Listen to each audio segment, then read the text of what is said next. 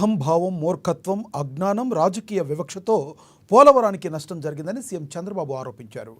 Coffer dam సకాలంలో పూర్తి చేసుకుంటే ఇంత నష్టం జరిగేది కాదన్నారు.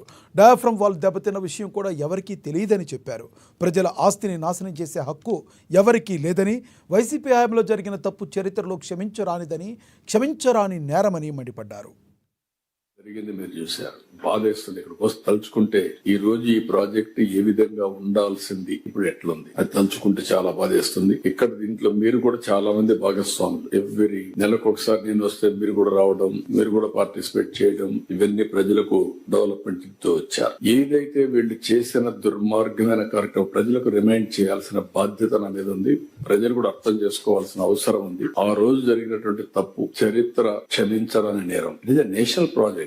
It is a people's property. Nobody is having right to destroy. ఒక కక్ష, తెలియనితనం, అహంభావం, రాజకీయ వివక్షత అన్ని కలిపి మొత్తం టెండర్ మార్చేయడం, 6 నెలలు ఇంట్రెస్ట్ చేయకుండా పోవడం, ఏజెన్సీ ఆఫీసర్ లేకుండా పోవడం. ఫైనల్ గా మీరు చూస్తే డయాఫామ్ వాల్ దెబ్బతినింది కూడా ఎవరికి తెలియదు. అలాంటి అమానుషణీయమైనటువంటి వ్యవస్థ.